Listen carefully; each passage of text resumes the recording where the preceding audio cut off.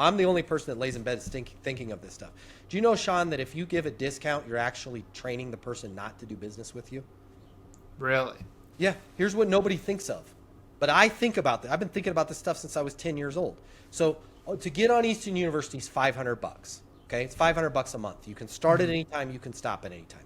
No contract, $499. And what if you came to me and you're like, Matt, I want to be on your coaching, but I don't have $500. And I said to you, congratulations, we're running a promotion, $100 off. Okay. Right. Here's where people forget. And marketing is like, man, this is a great idea. It's a horrible idea because of one thing and one thing only. Your customer cannot read your mind. So your customer has no way of knowing, is that 100 where it stops? So by me giving you 100, you're going to go, I need to think about it. And then you're going to say, well, what if the deal gets better? Maybe next week it'll be $200 off. Maybe next week it'll be $300 off.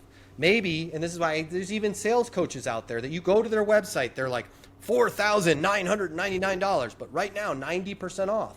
Like, how can you call yourself a sales coach when on your site you're showing a 90% discount? What does that say to your customer? Like, number one, it tells me that you don't know what you're doing in sales. Number two, how are they supposed to know that, okay, well, discount, by the way, it's discounted down to 90%. This thing's going to be free next week. It's better for you just to say, hey, the price is what it is. Have your NOS, your net outcome statement. No problem, Sean. Understand that the 500 is a problem for you.